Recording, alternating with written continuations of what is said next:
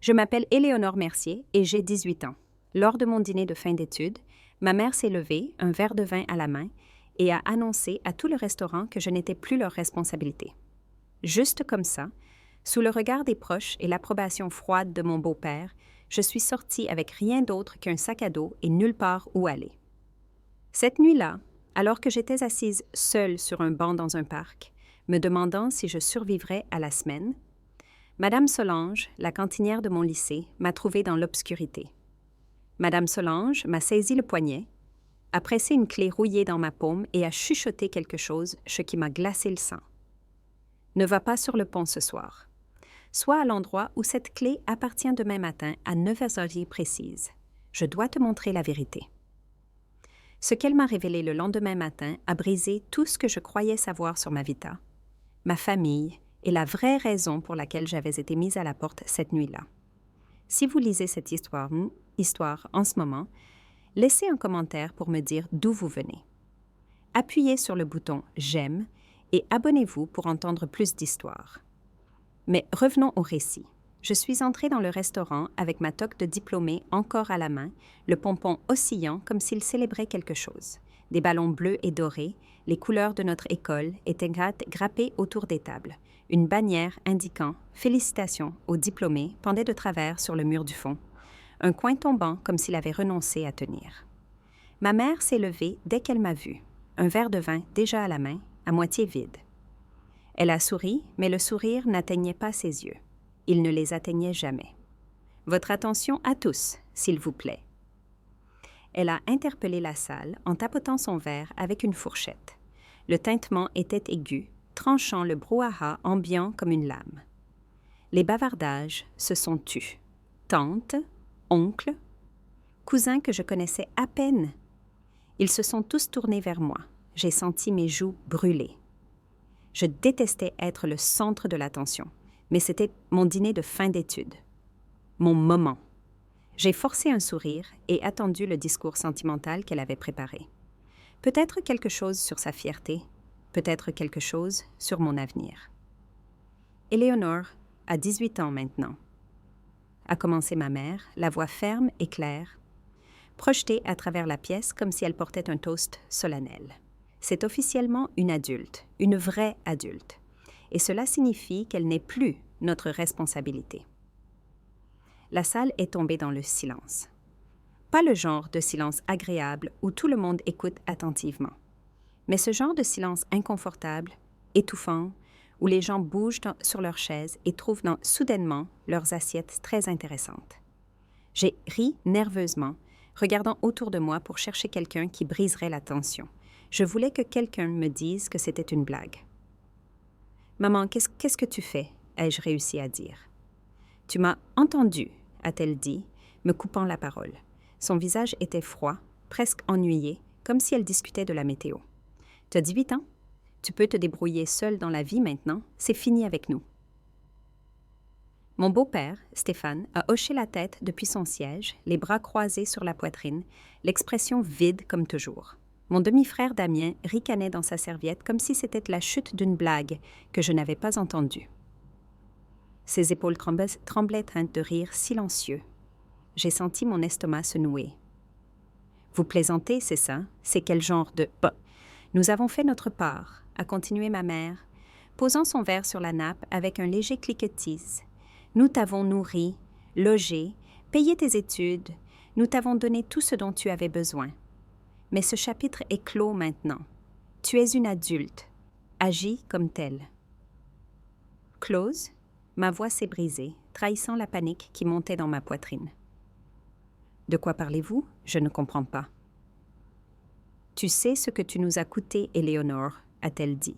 « Dit? » Elle l'a dit comme si je lui avais volé quelque chose de précieux, comme si je lui devais de l'argent que je ne pourrais jamais rembourser, comme si mon existence même était une dette que je n'avais pas réussi à régler. J'ai regardé désespérément autour de la table. Tante Corinne ne croisa pas mon regard. Oncle Marc fixait son vin. Ma cousine Sophie semblait mal à l'aise mais ne dit rien. Personne ne parla. Personne ne me défendit. Ils se contentèrent de fixer. Certains hochaient légèrement la tête comme s'ils s'attendaient à tout cela depuis toujours, comme s'ils avaient attendu ce moment. Ma poitrine se serra. Je pouvais à peine respirer. « Qu'est-ce que je vous écoutais? Dites-le-moi. Qu'est-ce que j'ai fait? » Elle ne répondit pas. Elle s'assit simplement lentement et reprit sa fourchette, coupant son steak avec une précision délibérée, comme si la conversation était terminée, comme si j'étais congédiée.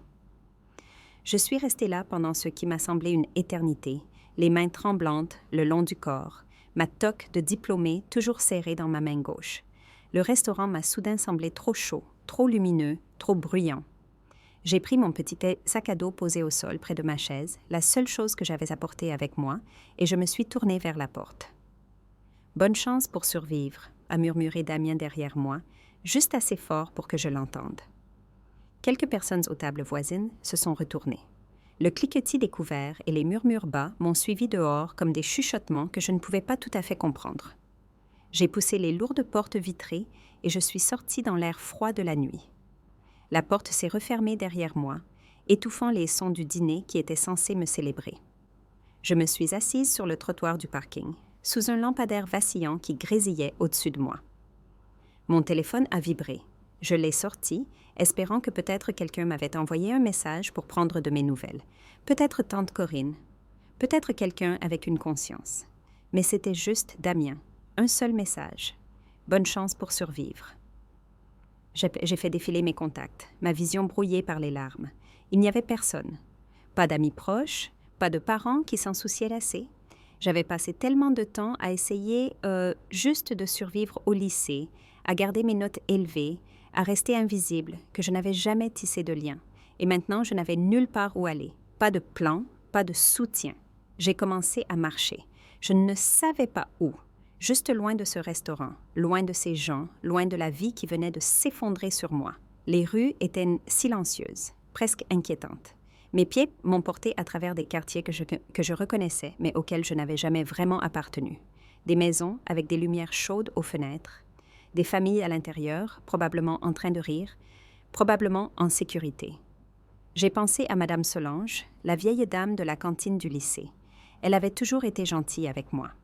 Les jours où je n'avais pas d'argent pour le déjeuner, ce qui arrivait plus souvent que je ne voulais l'admettre, elle me glissait un petit pain supplémentaire ou un jus de fruits sans rien dire.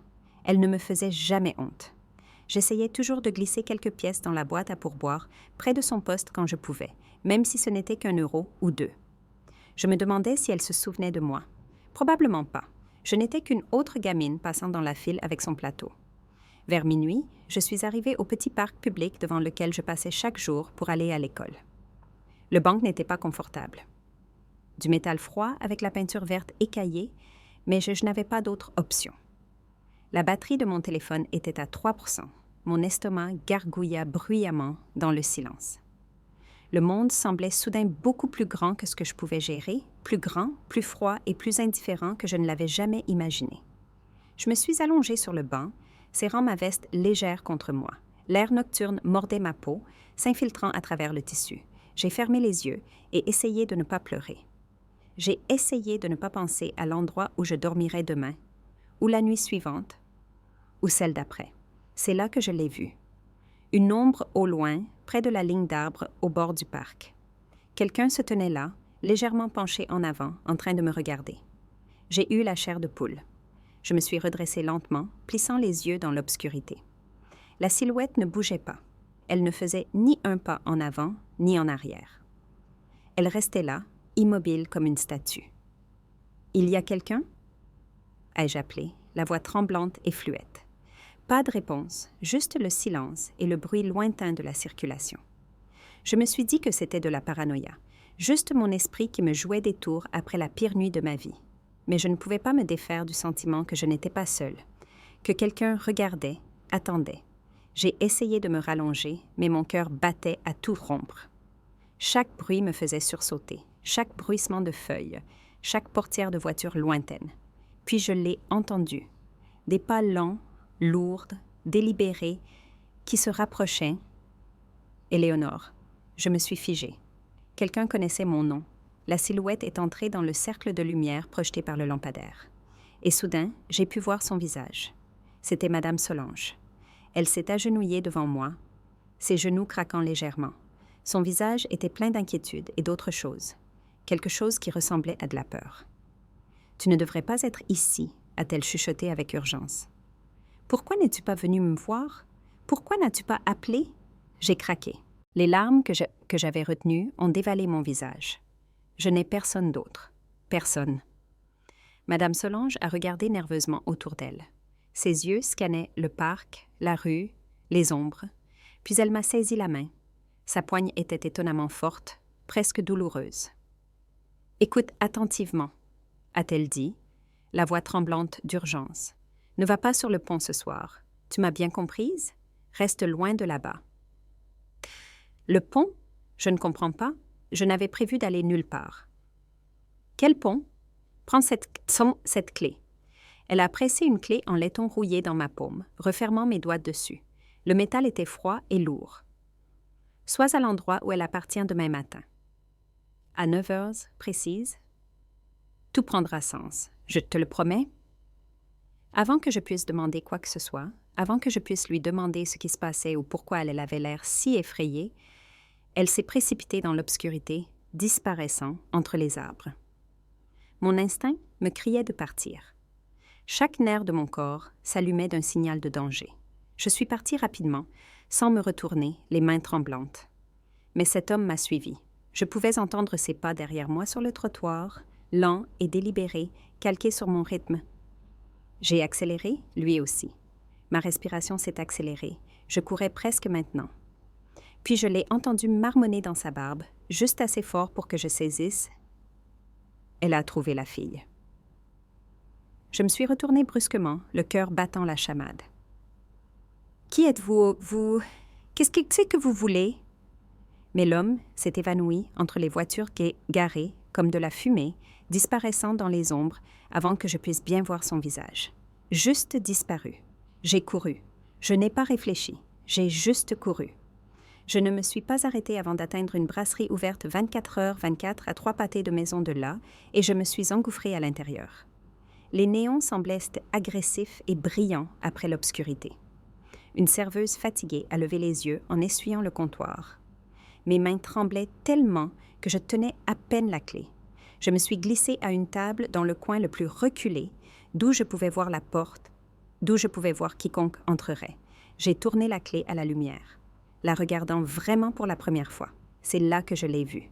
Des lettres effacées gravées sur le côté du métal, presque invisibles, à moins de savoir où regarder. Une adresse. J'ai sorti mon téléphone avec des doigts tremblants, j'ai tapé l'adresse et j'ai attendu que la carte charge. C'était un vieil immeuble en briques à l'autre bout de la ville, dans un quartier où je n'étais jamais allée, un endroit que je n'avais jamais vu auparavant. La carte le montrait situé dans un coin isolé. Je suis restée dans cette brasserie jusqu'au lever du soleil, sirotant une seule tasse de thé que la serveuse m'avait donnée par pitié. Elle a rempli ma tasse 2 fois sans demander de paiement, me lançant juste un regard triste et compréhensif. Quand la première lumière a filtré à travers les fenêtres, peignant tout d'un or doux, j'ai laissé mes dernières pièces sur la table. C'était tout ce que j'avais et je me suis mise en route. Il m'a fallu près d'1 heure pour marcher jusqu'à l'adresse. J'avais mal aux pieds, tout mon corps me faisait souffrir. Quand je suis arrivée, le soleil était complètement levé et les rues commençaient à s'éveiller. Les voitures passaient, les gens promenaient leurs chiens. La vie normale se déroulait tout autour de moi pendant que la mienne tombait en morceaux. L'immeuble semblait abandonné, des fenêtres placardées couvertes de couches de vieux journaux. De la peinture écaillée révélant les briques en dessous. Des graffitis tagués sur un côté.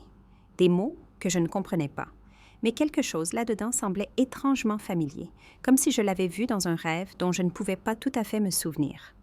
Comme un déjà-vu, mais en plus profond. Je suis restée dehors, serrant la clé, attendant, surveillant le coin de la rue pour voir si Madame Solange arrivait.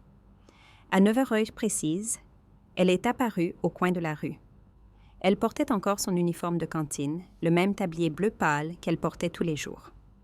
Elle avait l'air épuisée, des cernes sombres sous les yeux comme si elle n'avait pas dormi non plus. Mais ses yeux étaient vifs, alertes, scannant la rue avant de m'approcher. « C'est toi qui ouvres, a-t-elle dit doucement, faisant un signe de tête vers la porte. « C'est à toi. »« À moi ?» Ma voix est sortie plus petite que je ne le voulais, comme celle d'une enfant. « Comment ça, à moi ?» Elle n'a pas répondu. Elle a simplement attendu, me regardant avec une expression que je ne pouvais pas lire. J'ai fait un pas en avant, mes jambes semblant faibles. J'ai glissé la clé dans la serrure avec une main qui ne s'arrêtait pas de trembler. Elle a tourné sans accroc, presque trop facilement, comme si elle avait attendu des années, m'attendant moi. De la poussière s'est envolée dans l'air alors que je poussais la lourde porte. Les gonds rouillés ont gémi. L'odeur de vieux livres, de papier et d'air froid et rassis s'est échappée, me faisant tousser. À l'intérieur se trouvait un petit bureau. Un classeur cabossé et rayé se trouvait dans le coin. Un bureau trônait au centre, couvert de vieux courriers et de papier jauni, des enveloppes avec des adresses que je ne reconnaissais pas. Un cadre photo poussiéreux gisait face contre terre, comme si quelqu'un l'avait retourné délibérément et ne l'avait jamais redressé. J'ai senti une étrange pression dans ma poitrine, comme si je marchais dans un souvenir que je ne savais pas avoir, comme si cet endroit me connaissait même si je n'y étais jamais venue. Madame Solange est entrée et a refermé la porte derrière nous fermement. Elle a marché droit vers le classeur comme si elle savait exactement où elle allait. Elle a ouvert un tiroir et a plongé la main à l'intérieur en sortant un dossier. Elle l'a tenu en l'air pour que je puisse voir l'étiquette « Mon nom, mon dossier ». J'ai reculé, mon dos heurtant le mur. « Comment avez-vous mon? Pourquoi y a-t-il un dossier à mon nom? » Elle a levé la main, m'interrompant d'un geste. « Il y a quelque chose que ta famille n'a jamais voulu que tu saches, quelque chose qu'ils t'ont caché toute ta vie. » Elle a ouvert le dossier lentement, délibérément, et a sorti un document, un acte de naissance, mais pas celui que j'avais vu auparavant. Pas celui que ma mère gardait dans le classeur à la maison. Mes mains tremblaient alors que je le prenais d'elle. Le papier semblait vieux, officiel. Le nom sous la mention « mère » n'était pas celui de la femme qui m'avait élevée. C'était quelqu'un dont je n'avais jamais entendu parler auparavant. Mathilde Faure. Qu'est-ce que c'est? Que c'est? Ma voix s'est brisée. Les larmes se formaient déjà. Je ne comprends pas. Qui est Mathilde Faure? Madame Solange m'a regardé droit dans les yeux, son expression triste mais ferme. Tu n'as pas été abandonnée, Éléonore. Tu as été cachée. J'ai fixé le papier entre mes mains, les mots nageant, alors que les larmes brouillaient ma vision. Cachée de quoi? De qui? Et pourquoi? Et pour la première fois, j'ai réalisé que Madame Solange en savait bien plus qu'elle ne l'avait jamais admis. Elle m'avait observée, protégée pendant toutes ces années. « Qui êtes-vous, vous, chez ?» ai-je chuchoté. Madame Solange a soupiré et a tiré une chaise de derrière le bureau. « Assieds-toi, Éléonore. » « Ça va prendre un moment. » Je me suis assise, serrant encore l'acte de naissance. Mes mains ne cessaient de trembler. « Je n'ai pas toujours été cantinière, a-t-elle commencé. Il y a des années, je travaillais pour une agence de détectives privés. J'étais été assignée pour te protéger sans révéler la vérité. Me protéger. J'ai senti mon monde entier basculer. De quoi? Des mêmes gens que ta mère fuyait. Elle a marché vers le bureau et a ouvert un tiroir verrouillé en dessous. La même clé que j'avais utilisée pour ouvrir la porte s'adaptait à une seconde fente quand elle l'a tournée à l'envers. Un loquet caché a cliqué et le tiroir a glissé. À l'intérieur se trouvaient de vieilles photos, des images de bébés, et sur chacune d'elles, une femme qui me ressemblait de façon frappante tenait un minuscule nourrisson dans ses bras. « C'est toi, » a dit Madame Solange doucement, « et c'est ta mère biologique, Mathilde Faure. » J'ai pris l'une des photos. La femme avait mes yeux, mon nez, mon sourire. « Qu'est-ce qui lui est arrivé? » ai-je demandé. Le visage de Madame Solange s'est assombri. Mathilde était impliquée dans l'exposition d'un puissant syndicat du crime financier. Elle a rassemblé des preuves, monté un dossier et était prête à rendre tout public. Mais avant qu'elle ne puisse le faire, elle a disparu. Disparu. Ils l'ont faite disparaître. Et tu es devenue une cible, toi aussi. Alors, elle a organisé ton placement dans une famille d'accueil pour ta protection. La famille Mercier, ai-je chuchoté. Madame Solange a hoché la tête. Ils n'étaient pas censés te garder pour toujours, juste jusqu'à ce que ce soit sûr, mais ils ont appris à qui ta mère s'était attaquée. Après ça, ils ne voulaient plus rien avoir à faire avec toi. J'ai pensé à toutes ces années de froideur, à la façon dont ma mère, adoptive, me regardait comme si j'étais un fardeau, à la façon dont mon beau-père ne me parlait jamais à moins d'y être obligé. Il savait, ai-je dit, la voix vide, il savait tout ce temps. Madame Solange a sorti une autre photo. Celle-ci montrait un symbole, un blason triangulaire. Mon estomac s'est serré. Je l'ai reconnu immédiatement. J'ai déjà vu ça, ai-je dit, sur les boutons de manchette de mon beau-père. La mâchoire de Madame Solange s'est contractée. Il n'était pas juste un parent d'accueil, Éléonore. Il était connecté. Il savait exactement qui tu étais. Et il a été payé pour te garder silencieuse et hors de vue. J'ai eu la nausée. Toute ma vie avait été un mensonge, une transaction commerciale. Madame Solange, ai-je dit lentement, pourquoi m'avez-vous suivi hier soir? Comment saviez-vous pour le pont? Elle a détourné le regard, parce que j'avais peur qu'ils aient finalement décidé de régler leurs problèmes. Pousser une ado de 18 ans déprimée vers une tragédie qui ressemble à un suicide. Ce ne serait pas la première fois qu'ils le font. Mes jambes ont tremblé. J'aurais pu y être. J'aurais pu être celle sur ce pont. L'homme du parc, ai-je chuchoté. Il me suivait. Madame Solange a sorti un autre dossier. À l'intérieur se trouvaient des photos de surveillance. Le même homme du hall. Son nom apparaît dans un dossier lié à la disparition de Mathilde. Il ne te suivait pas seulement, a dit Madame Solange. Il te chassait. Pourquoi? Qu'est-ce que c'est que j'ai qu'ils veulent? Elle s'est penchée en avant, la voix tombant presque à un murmure. Ta mère t'a laissé quelque chose. Quelque chose que des gens puissants veulent toujours. Quelque chose pourquoi ils sont prêts à tuer. C'est quoi? Personne ne le sait, seulement que tu es la clé pour le trouver. Soudain, le téléphone de Madame Solange a vibré. Elle l'a sorti et son visage est devenu blême. « Qu'est-ce que c'est qu'il y a ?» ai-je demandé. Elle m'a saisi le bras. « Ils savent que tu as ouvert la porte. » Avant que je puisse répondre, elle s'est déplacée vers la fenêtre et a tiré le store. Puis elle est allée au classeur et a sorti un sac de sport que je n'avais pas remarqué auparavant. À l'intérieur se trouvaient des provisions, de la corde, un téléphone jetable, une carte. « On ne peut pas rester ici, » a-t-elle dit d'une voix urgente. « S'ils ont tracé la clé, ils arrivent. » Je me suis levée, le cœur battant à tout rompre. « Qui arrive? » Madame Solange m'a regardé droit dans les yeux. « Les mêmes gens qui ont pris ta mère. » En quelques minutes, je les ai entendus.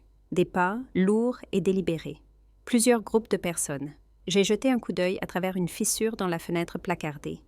2 SUV noirs s'étaient garés de l'autre côté de la rue. Des hommes en costume sont sortis, scannant la zone. Ils bougeaient avec précision, comme des soldats. « Viens », a chuchoté Madame Solange en me saisissant le poignet. Elle m'a tiré vers un escalier étroit dans le coin que je n'avais pas remarqué plus tôt. Nous avons grimpé vite, nos pas résonnant dans l'espace restreint. Au sommet se trouvait une porte menant au toit. L'immeuble était relié à un autre par une passerelle de maintenance rouillée. Elle oscillait légèrement au vent. J'ai hésité. Ça n'a pas l'air sûr. Ils ne tireront pas là où les caméras peuvent être voir, a dit Madame Solange en me poussant en avant. Avance. J'ai couru sur la passerelle, mes mains agrippant les rampes si fort que mes jointures étaient blanches. Derrière moi, j'ai entendu la porte du toit s'ouvrir avec fracas. « Là !» a crié une voix. Nous sommes arrivés de l'autre côté et avons continué à courir. Madame Solange m'a guidée à travers les toits, derrière les cheminées, le long des échelles de secours. Mes jambes semblaient sur le point de lâcher, mais l'adrénaline me faisait bouger. Finalement, nous sommes descendus dans une ruelle et nous nous sommes fondus dans la foule matinale. Madame Solange m'a entraînée dans un magasin d'antiquités bondé. Un vieil homme a levé les yeux de derrière le comptoir. Son visage s'est tendu quand il nous a vus. « Tu as amené la petite ?» a-t-il dit. Alors il surveille déjà tout. Madame Solange l'a ignoré. « Tu l'as encore ?» L'homme a soupiré et a tendu la main sous le comptoir. Il a sorti une enveloppe scellée. Le même blason triangulaire était tamponné dessus, sauf que cette version avait une barre qui le traversait. « Ta mère a laissé ça, » a-t-il dit en me l'attendant. « On ne l'a jamais ouverte. » J'ai déchiré l'enveloppe. À l'intérieur se trouvait une note manuscrite. « Si tu lis ceci, c'est que je n'ai pas réussi à revenir. La vérité est cachée là où tu as appris à marcher. » Il y avait aussi une carte. Un cercle rouge marquait une adresse de banlieue que je ne reconnaissais pas. Mais au moment où je l'ai regardée, quelque chose a cliqué. Un souvenir, faible et floue mais réelle. De l'herbe, une barrière blanche, une balançoire rouge, la voix d'une femme chantant doucement. « Je connais cet endroit », ai-je chuchoté.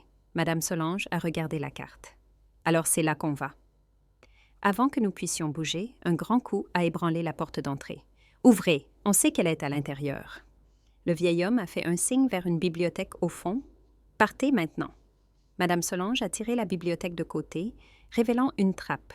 Nous sommes descendus dans l'obscurité. Un vieux passage souterrain, peut-être datant d'anciennes catacombes ou d'abris de guerre, s'étendait sous le magasin. Nous avons couru à travers le couloir étroit, éclairé seulement par une faible lampe de poche que Madame Solange a sortie du sac. Le bruit des pas martelant au-dessus de nous est devenu plus faible. Nous avons couru jusqu'à ne plus pouvoir les entendre. Puis nous nous sommes arrêtés à bout de souffle, nous appuyant contre les murs de pierre froide. « Pourquoi faites-vous ça? »« Vous ça ?» ai-je demandé, cherchant mon air. « Vous ne me devez rien. » Madame Solange m'a regardée et, pour la première fois, j'ai vu des larmes dans ses yeux. « Parce que j'ai fait une promesse à ta mère la nuit où elle m'a sauvé la vie. »« C'est elle qui vous a sauvé ?» Madame Solange a hoché la tête. « Il y a des années, les mêmes gens qui te traquent maintenant me traquaient moi. Mathilde a détruit des preuves qui auraient pu m'envoyer en prison. Elle m'a donné une seconde chance. Te protéger est la façon dont je paye cette dette. J'ai compris alors que ce n'était pas juste de la protection. C'était de la loyauté, quelque chose de plus profond que le devoir. Nous avons émergé du tunnel dans une ruelle de l'autre côté de la ville. Nous avons pris un bus, puis marché 3 kilomètres jusqu'à atteindre l'adresse encerclée sur la carte. Une petite maison couverte de lierre se tenait silencieusement au bout d'une impasse. Elle semblait abandonnée, mais j'ai senti quelque chose m'attirer vers elle. Comme si mes os s'en souvenaient, même si mon esprit non. J'ai marché jusqu'à la porte d'entrée. Mes mains tremblaient alors que je glissais la même clé en laiton dans la serrure. Elle a tourné sans accroc, trop facilement. Combien d'endroits cette clé ouvre-t-elle? Ai-je chuchoté. Madame Solange n'a pas répondu, mais le bruit de la serrure qui tournait semblait définitif, comme si c'était la maison à laquelle la clé était vraiment destinée. J'ai poussé la porte. La poussière couvrait chaque surface, mais l'air semblait chaud, vécu. À travers les portes-fenêtres fissurées, j'ai vu le jardin. Une balançoire en bois rouge était là, oscillant légèrement dans la brise. La même balançoire que dans mon rêve. J'ai marché vers elle, mes jambes bougeant d'elles-mêmes. J'ai touché la poignée et soudain des fragments sont revenus comme une inondation. Une femme chantant, des mains me poussant doucement, la faible odeur d'agrumes. Les larmes ont dévalé mon visage. Je ne savais pas si c'était de vrais souvenirs ou juste un souhait. « C'est ma maison », ai-je chuchoté. Madame Solange a posé une main sur mon épaule. « Oui, ça l'était. » Nous avons monté l'escalier qui grinçait. Une pièce à l'étage était intacte. Une chambre de bébé, un berceau, un mobile décoloré, des couvertures de bébé avec mes initiales brodées dessus. Ce n'était pas juste une maison. C'était là où j'étais née, où j'avais existé pour la première fois, avant que tout ne s'effondre. Derrière une armoire, j'ai remarqué des rayures sur le sol, comme si quelque chose avait été traîné à plusieurs reprises. « Aidez-moi à bouger ça », ai-je dit. Ensemble, nous avons poussé l'armoire de côté. Derrière se trouvait une porte étroite verrouillée. Madame Solange a sorti un fin outil métallique et a crocheté la serrure avec une précision experte. La porte s'est ouverte pour révéler un escalier menant vers le bas. Nous sommes descendus dans un sous-sol qui ne ressemblait en rien au reste de la maison. C'était moderne, propre, des classeurs alignés au mur. Des ordinateurs scellés sous plastique trônaient sur un bureau. Des boîtes étiquetées avec des dates remplissaient les coins. Et au centre de la pièce, boulonné au mur, se trouvait un grand coffre-fort métallique. « Quoi que ta mère cachait, » a dit Madame Solange, « c'est ici. » J'ai marché vers les classeurs et j'en ai ouvert un, des dossiers, des douzaines tamponnés avec des sceaux d'agences gouvernementales. J'ai sorti le dossier du dessus. À l'intérieur se trouvaient un document sur un schéma massif de blanchiment d'argent, des noms, des dates, des transactions, et sur plusieurs pages, j'ai vu le nom complet de mon beau-père. Ma main tremblait tellement que j'ai failli laisser tomber le dossier. « Toute ma vie », ai-je chuchoté. Il faisait semblant. Madame Solange est allée au coffre-fort. Elle a sorti la carte et l'a retournée. Au dos, il y avait un code griffonné à l'encre effacée. Elle l'a tapé sur le clavier du coffre. Il a émis un bip, puis a cliqué en s'ouvrant. À l'intérieur se trouvait un seul objet, une carte mémoire vidéo étiquetée pour Éléonore. « Quand tu es prête, a-t-elle dit. Dis. » Nous avons trouvé un vieux moniteur et avons lu la vidéo. L'écran a grésillé en s'allumant et elle était là. Mathilde Faure, ma mère. Elle regardait directement de la caméra. Sa voix était calme mais urgente. « Si tu vois ceci, Éléonore, ils m'ont trouvé. Je ne sais pas combien de temps j'ai. Tu es en danger, toi aussi. Les gens qui veulent ces informations ne reculeront devant rien. » Je ne pouvais plus respirer. C'était la première fois que j'entendais sa vraie voix. À la fin de la vidéo, elle a chuchoté une localisation, puis un avertissement. « Il y a une dernière chose que tu dois voir, mais n'y va pas seule. » L'écran est devenu noir. Je me suis tournée vers Madame Solange, tremblante. « J'y vais. » Elle a hoché la tête. « On y va toutes les deux. » Madame Solange a ouvert un placard caché dans le mur du sous-sol. À l'intérieur se trouvaient des provisions de survie, des téléphones jetables, des bouteilles d'eau, des barres protéinées, une trousse de premier secours et, enveloppé dans un tissu, un pistolet. J'ai reculé. Madame Solange. « Ce n'est pas pour se battre, a-t-elle dit fermement. C'est pour te ramener à la maison en vie. » J'ai hoché la tête. Il y a 24 heures, je fêtais mon diplôme. Maintenant, je fuyais pour ma vie. Alors que nous nous préparions à partir, j'ai saisi les dossiers du classeur, les fourrant dans mon sac à dos. Des preuves. La preuve. Nous sommes sortis par la porte arrière, bougeant rapidement. Le quartier était silencieux. Trop silencieux. C'est là que je les ai remarqués. Des voitures inconnues circulaient lentement dans l'impasse, toutes avec des vitres teintées. Ils nous ont trouvés, ai-je chuchoté. Madame Solange m'a saisi le bras et m'a tiré derrière les haies. Reste baissé, bouge vite. Nous avons coupé à travers les jardins, sautant les clôtures, nous cachant derrière les abris de jardin. Mes poumons me brûlaient, mes jambes me faisaient mal, mais la peur me faisait avancer. Sur le chemin vers la localisation indiquée dans la vidéo de ma mère, Madame Solange m'a tiré derrière une benne à ordures. 2 hommes en costume sont passés. « Sors de là, Éléonore » a appelé l'un d'eux, la voix mielleuse. « On veut juste te parler. On peut t'aider à comprendre dans quoi ta mère était vraiment impliquée. » Mon cœur battait la chamade. Madame Solange a gardé sa main sur ma bouche jusqu'à ce qu'il passe. On a besoin d'un endroit sûr. Madame Solange m'a conduite dans une vieille église. L'entrée latérale était ouverte. À l'intérieur, la poussière couvrait les bancs. L'air sentait le vieux bois et les prières oubliées. Nous nous sommes assises au fond pour reprendre notre souffle. C'est là que Madame Solange m'a raconté toute l'histoire. Il y a des années, j'avais des ennuis. La même organisation sur laquelle ta mère enquêtait avait des preuves contre moi, des preuves qui tu aurais pu m'envoyer en prison pour 20 ans. Et j'ai écouté, regardant son visage. Ta mère a trouvé ces preuves en premier. Elle aurait pu les utiliser, elle aurait pu me dénoncer, mais elle ne l'a pas fait. Elle les a détruites. Chaque copie. Elle m'a donné une seconde vie, Éléonore. Elle a demandé une seule chose en retour. De me protéger, ai-je chuchoté. Madame Solange a hoché la tête, les larmes aux yeux. Quand elle a disparu, je savais ce que je devais faire. J'ai changé de nom et je suis devenue quelqu'un qui pourrait veiller sur toi sans éveiller les soupçons. Une cantinière, quelqu'un d'invisible. Toutes ces années, ai-je dit, vous m'avez regardé chaque jour. Et je le referai, a-t-elle dit. Avant que je puisse répondre, une porte latérale s'est ouverte avec fracas. Le collègue du magasin d'antiquités a trébuché à l'intérieur, respirant difficilement, du sang coulant de son sourcil. J'ai essayé de les retenir, a-t-il haleté. Mais ils m'ont suivi. Ils arrivent. Une balle a brisé un vitrail. Nous nous sommes baissés derrière les bancs. « Il y a un tunnel de maintenance !» a crié l'homme. « Allez-y !» Nous avons couru. Derrière nous, des pas tonnaient, d'autres coupes de feu. Nous avons trouvé l'entrée du tunnel derrière l'hôtel et avons plongé dans l'obscurité. Madame Solange a allumé une lampe de poche et nous avons couru à travers le passage étroit jusqu'à ce que les bruits au-dessus s'estompent. Nous avons émergé près d'une jetée tranquille aux abords de la ville. L'air sentait le eau salée. Les bateaux tanguaient doucement à leur place. Les coordonnées de la vidéo de ma mère pointaient feinte vers un box de stockage à quelques mètres de là, coincé entre un vieux magasin d'appât et un restaurant de fruits de mer fermé.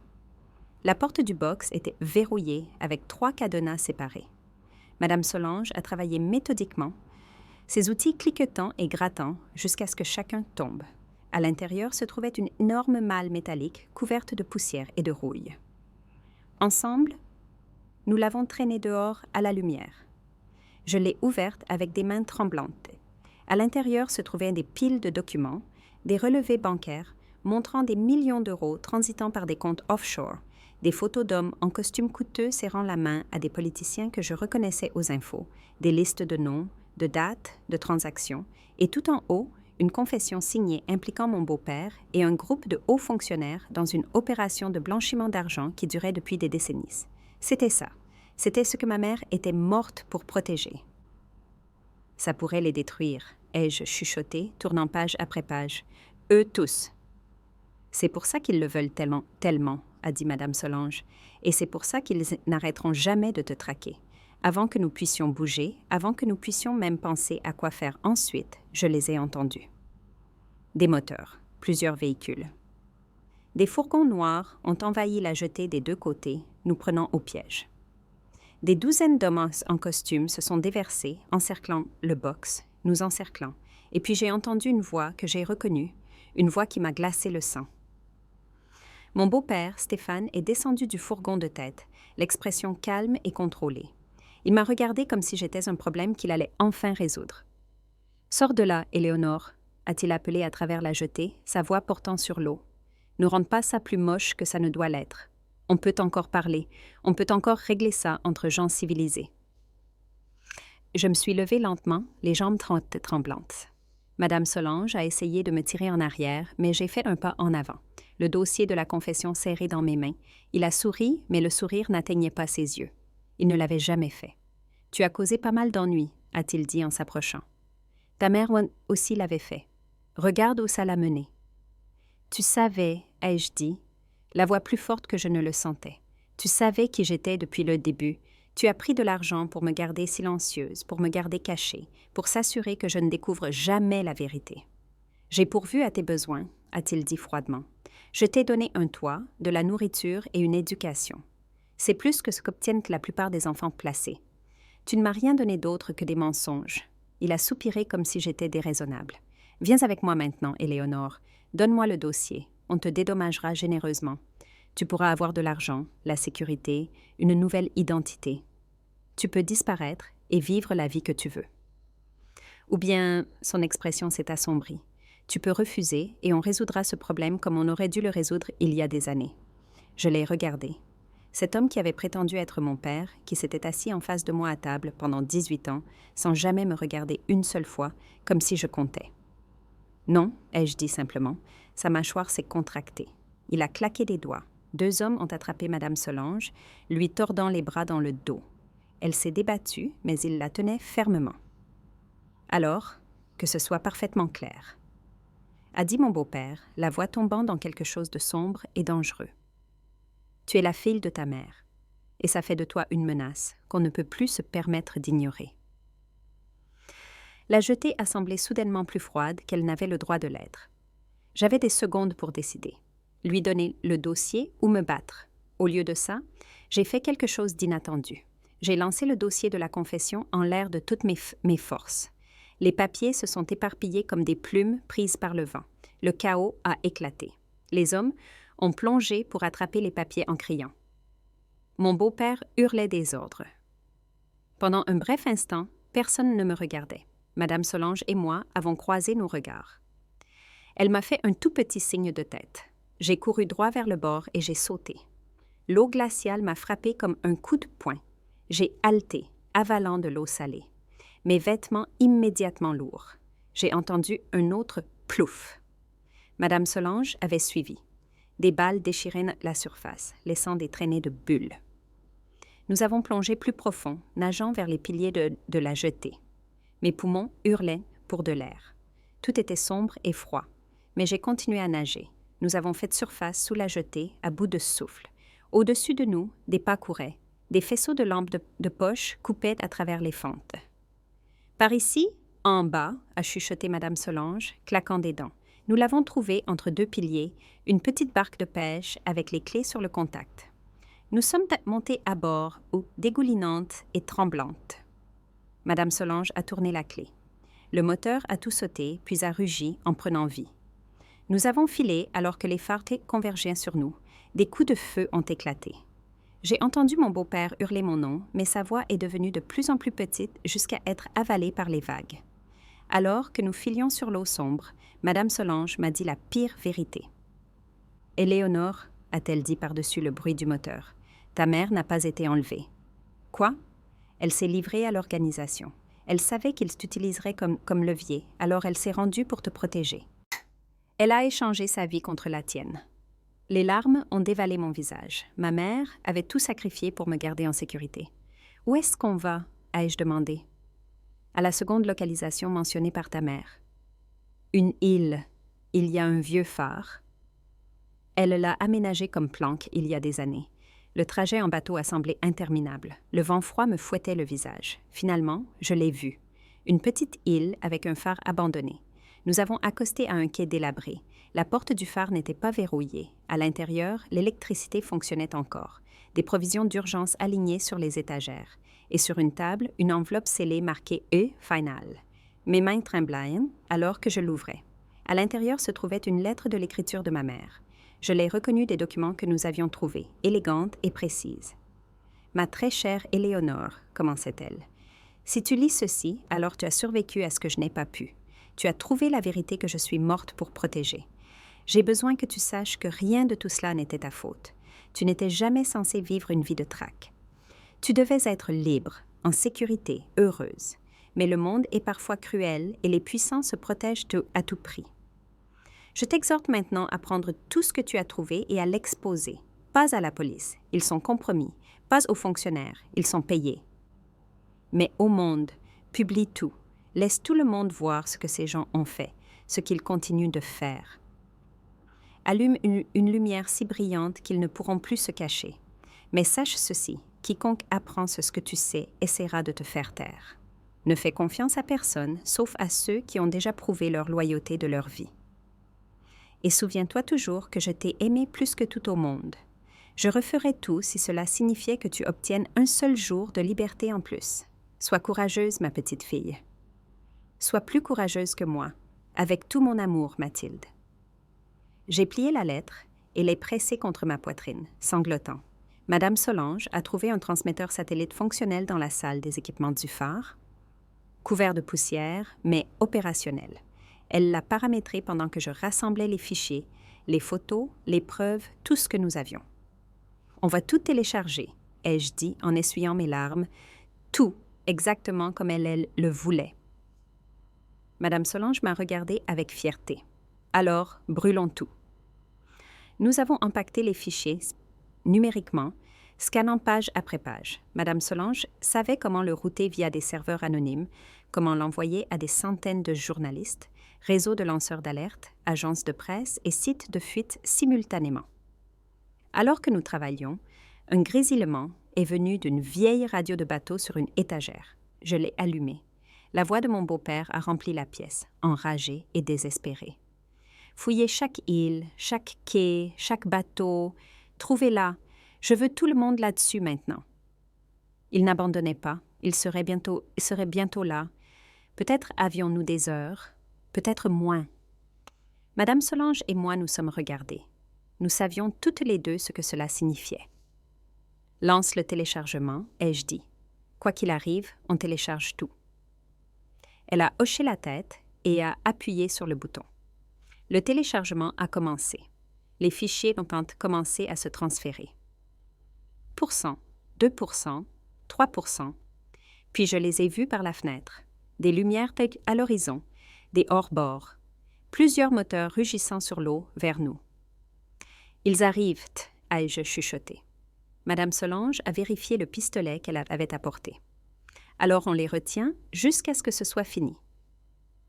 Le téléchargement continuait. 10%, 15%. Les bateaux se sont rapprochés, leurs moteurs devenant plus forts. Je suis restée à la fenêtre à les regarder approcher, le cœur battant, mais ma résolution ferme. Ma mère avait tout donné pour ce moment, et je n'allais pas laisser son sacrifice être vain. Les hors-bords ont atteint l'île en quelques minutes. J'ai regardé par la fenêtre du phare alors que des hommes armés sautaient dehors, leurs bottes leur éclaboussant dans l'eau peu profonde. Ils bougeaient et ventignaient avec une précision militaire, se déployant, encerclant le phare. « Barricade la porte !» a crié Madame Solange. Nous avons poussé les meubles contre l'entrée. Un lourd bureau, des chaises, tout ce que nous pouvions bouger. La barre de progression du téléchargement rampait en avant. 25%, 30%. Des coups de feu ont retenti. Les balles ont perforé la porte en bois. Des éclats ont explosé vers l'intérieur. Je me suis jetée au sol, le cœur martelant. Madame Solange s'est accroupie près du transmetteur, le protégeant de son corps. « Continue le téléchargement, ai-je dit. Quoi qu'il arrive. » La porte a tremblé alors qu'il l'enfonçait de l'extérieur. La barricade tenait, mais à peine. Nous n'avions pas beaucoup de temps. 40%, 45%. Puis la porte s'est ouverte avec fracas. Le bureau s'est renversé. Mon beau-père est entré le premier, pistolet à la main, le visage tordu par la rage. « Tu penses que le monde va croire une gamine de 18 ans plutôt que moi ?» a-t-il crié. « Plutôt que nous tous? Tu délires, Éléonore, tout comme ta mère. » Je me suis levée lentement, sortant la lettre de ma mère de ma poche. Je l'ai tenue en l'air pour qu'il puisse la voir. « Non, ai-je dit, la voix ferme malgré ma peur. Mais ils croiront aux preuves. Ils croiront aux documents, aux relevés bancaires, aux photos, à la confession avec ta signature dessus. » Son visage est devenu blême. « Tu n'as pas la confession.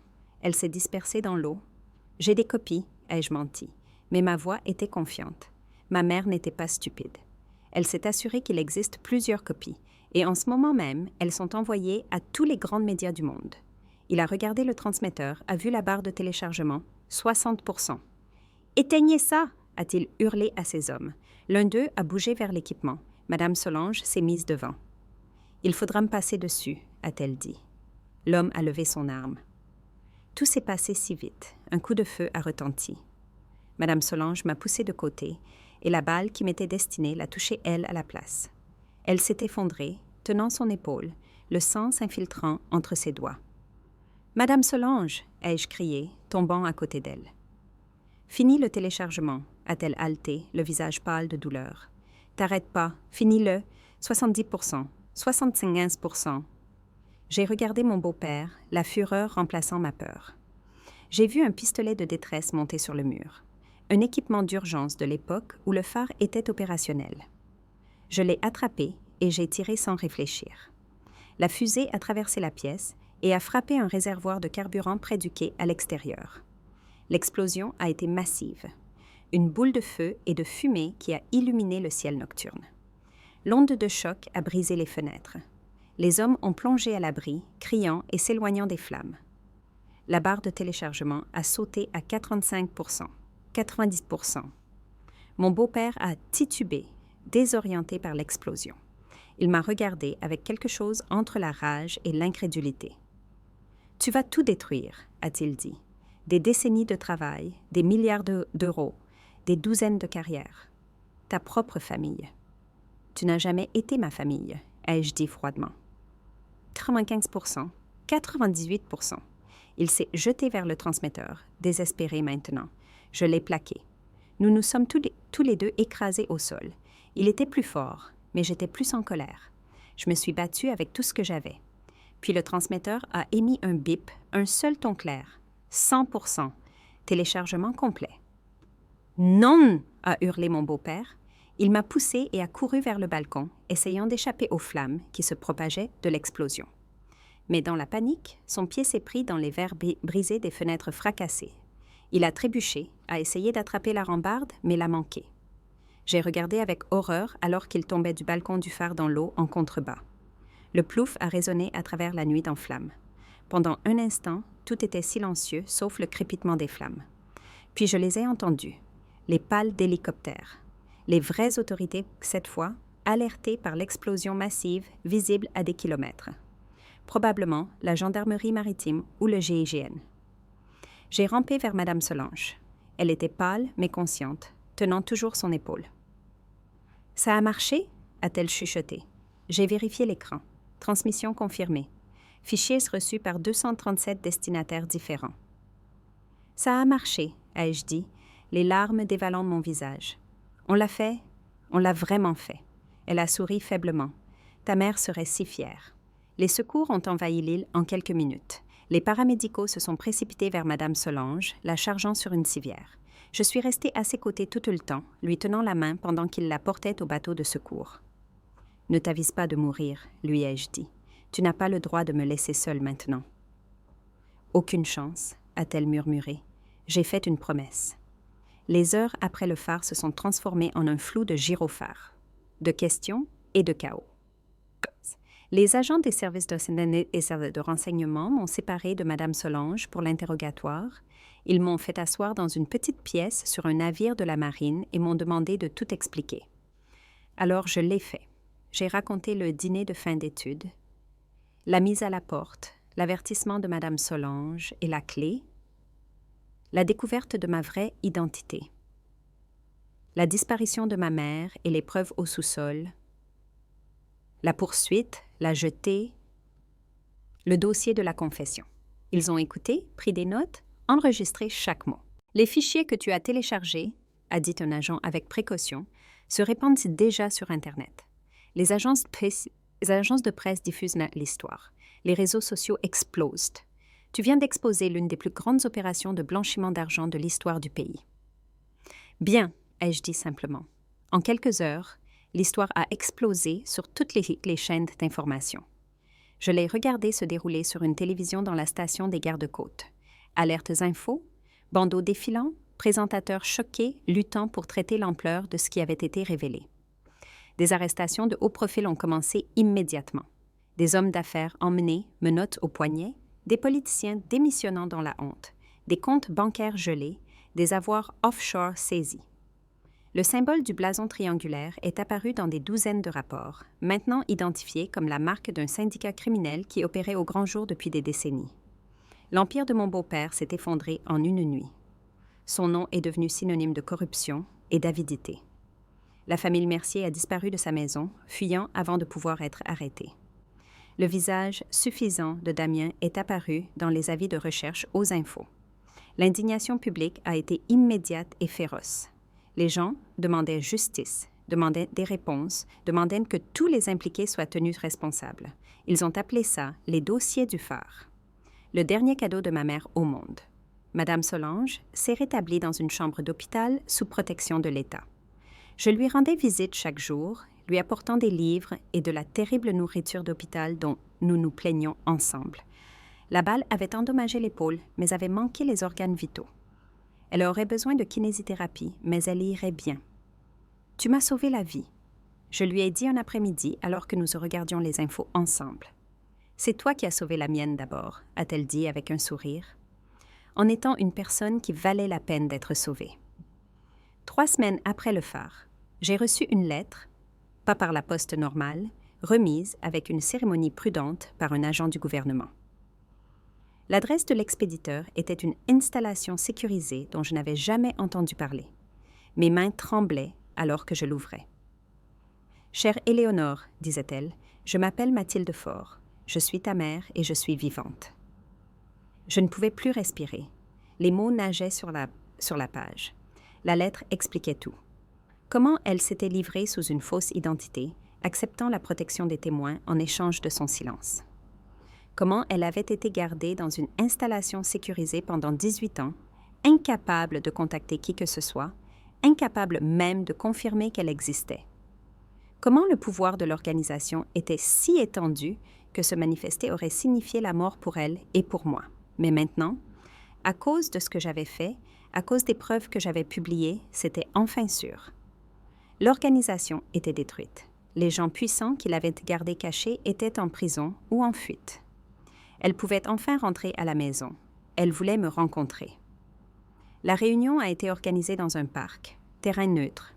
Des agents positionnés discrètement à proximité pour la protection, mais nous laissant de l'espace. Ils avaient proposé de le faire dans une installation sécurisée, mais j'avais insisté pour un endroit réel, un endroit avec du soleil, de l'air et de la vie.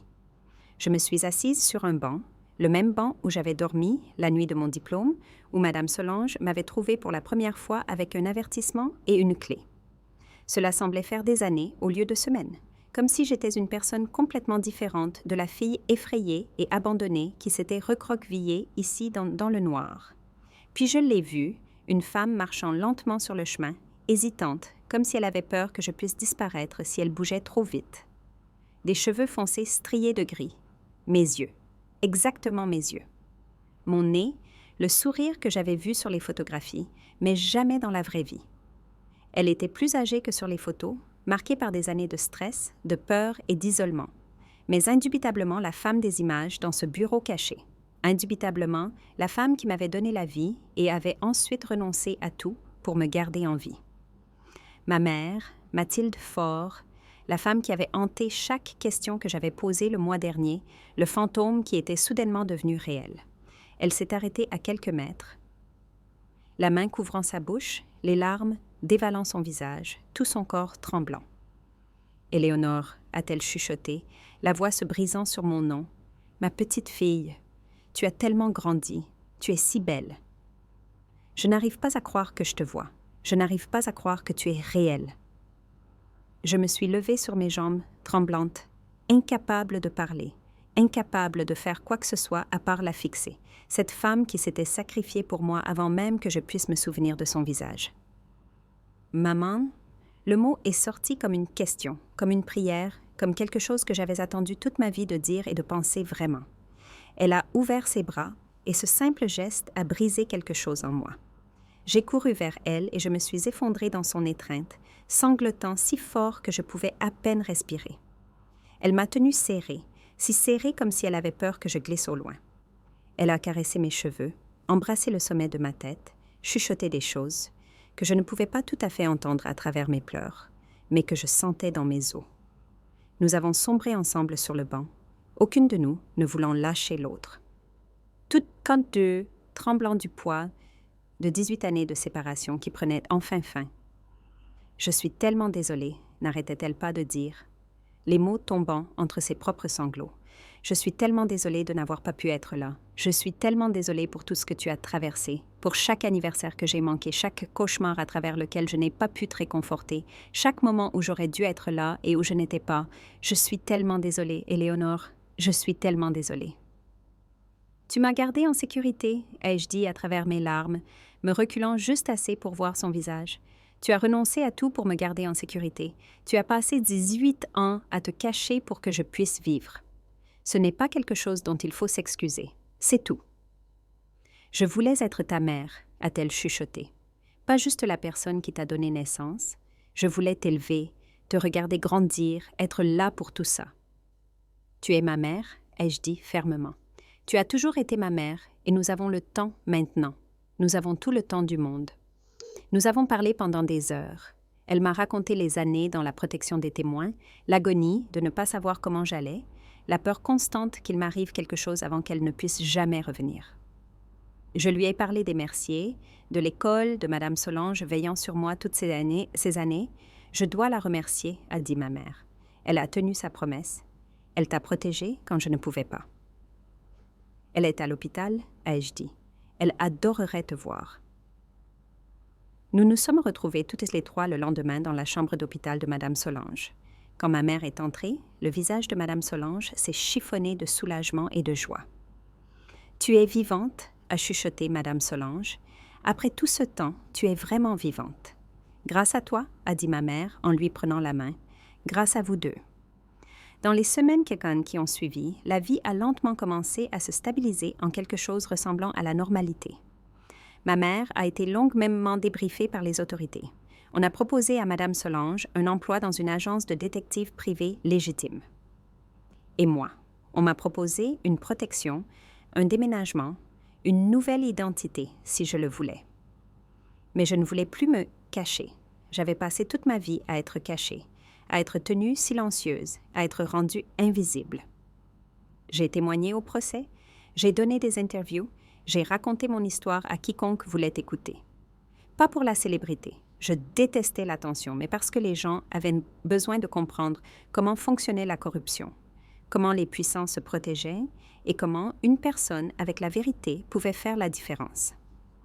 Des universités m'ont contacté avec des offres de bourses d'études. Des groupes de défense voulaient que je parle.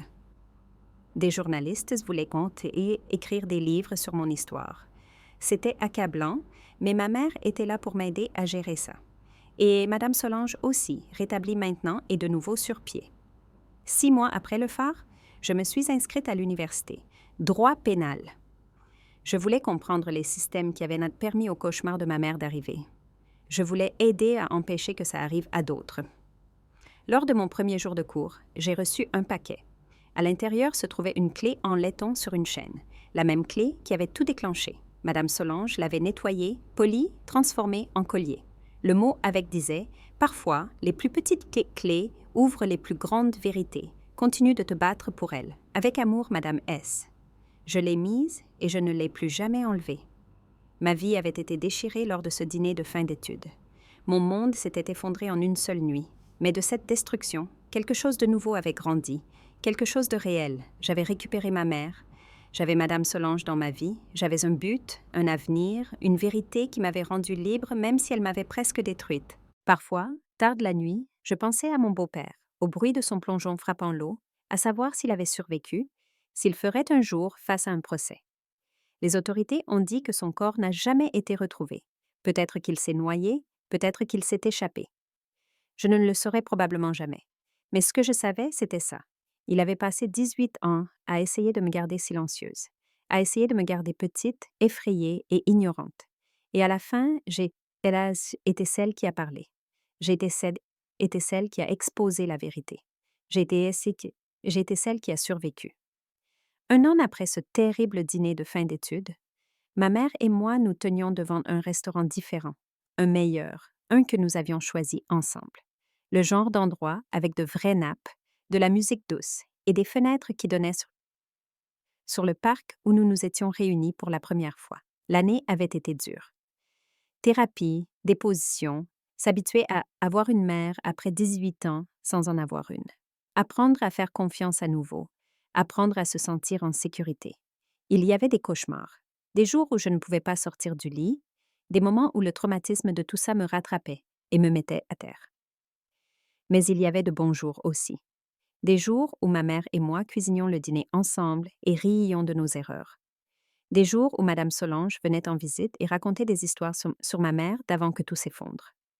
Des jours où je sentais que peut-être, juste peut-être, j'allais aller bien. Prête? A demandé ma mère en me serrant la main. Elle faisait ça souvent maintenant, elle me touchait constamment comme si elle s'assurait encore que j'étais réelle. J'ai serré sa main en retour, sentant le poids du collier à clé en laiton contre ma poitrine. Oui, je suis prête. Nous sommes entrés ensemble, mère et fille, réunis enfin, pour célébrer mon 19e anniversaire, mon premier vrai anniversaire avec ma vraie famille. Pas les Mercier avec leur faux sourire et leur froideur, mais les gens qui s'étaient battus pour moi, qui avaient tout risqué pour moi, qui m'avaient aimé même quand ça leur coûtait tout. Madame Solange était déjà à l'intérieur, attendant à une table avec des ballons et des serpentins et un vrai gâteau avec des bougies. Quand elle nous a vus, elle s'est levée et a souri. Ce même sourire chaleureux qu'elle m'avait donné dans la file de la cantine 1000 fois quand je pensais qu'elle n'était qu'une gentille cantinière et non l'ange gardien que ma mère avait envoyé pour veiller sur moi. « Voilà ma fille », a-t-elle dit en me tirant dans une étreinte. Son épaule guérissait encore, mais était beaucoup plus forte maintenant. 19 ans. Tu peux y croire? J'arrive à peine à croire que je suis arrivée à 18. Ai-je dit avec un rire qui ne couvrait que partiellement la vérité de ces mots. Nous nous sommes assises ensemble, nous avons commandé trop de nourriture. Nous avons ri et raconté des histoires et fait des plans pour l'avenir. Ma mère a parlé d'ouvrir peut-être un petit cabinet comptable, utilisant ses compétences pour aider les petites entreprises au lieu d'exposer les criminels. Madame Solange a parlé de donner des cours d'autodéfense aux jeunes femmes. J'ai parlé de mes cours, des professeurs qui m'inspiraient, de la différence que je voulais faire. Ça semblait normal, merveilleusement, magnifiquement, impossiblement normal. À un moment donné, ma mère a levé son verre. « À Éléonore », a-t-elle dit, la voix épaisse d'émotion. La personne la plus courageuse que je connaisse, qui a survécu à ce que je n'ai pas pu, qui a fini ce que j'ai commencé, qui nous a donné à toutes une seconde chance de vie. Madame Solange a levé son verre aussi. Aux secondes chances, aux promesses tenues, à la famille, Pas celle avec laquelle on est, mais celle pour laquelle on se bat. J'ai levé mon propre verre, les larmes aux yeux, mais souriant à travers elle. À la vérité, à la survie, à la maison. Nous avons trinqué. Et à ce moment-là, j'ai pensé à tout ce qui avait mené ici. Le dîner de fin d'études infernale, la nuit froide sur le banc, la clé mystérieuse, le bureau plein de secrets, la poursuite à travers la ville, les preuves au sous-sol, la vidéo du visage de ma mère, la fusillade au phare, la barre de des téléchargements rampant vers l'achèvement, Madame Solange saignant mais me disant de finir. L'explosion, la chute, la vérité venant enfin à la lumière. Tout ça m'avait brisé, mais d'une certaine façon, impossiblement, ça m'avait aussi rendue entière. J'ai pensé à cette nuit froide sur le banc quand elle m'avait trouvé avec un avertissement mystérieux et une clé en laiton. Quand elle avait dit « Tout prendra sens », elle avait raison. Ça n'avait pas de sens à l'époque, mais ça en avait maintenant. Tout avait changé exactement comme elle l'avait promis cette première nuit où mon monde s'était effondré. Et pour la première fois de ma vie, je ne fuyais plus la vérité. Je vivais dedans, libre, en sécurité, enfin vraiment à la maison. Si vous découvriez que votre vie entière était construite sur un mensonge destiné à vous protéger, auriez-vous été assez courageux pour exposer la vérité, même si cela signifiait tout perdre? Si cette histoire vous a touché, appuyez sur le bouton « J'aime » et abonnez-vous pour plus d'histoires sur le courage, la trahison et les familles que nous choisissons pour nous-mêmes.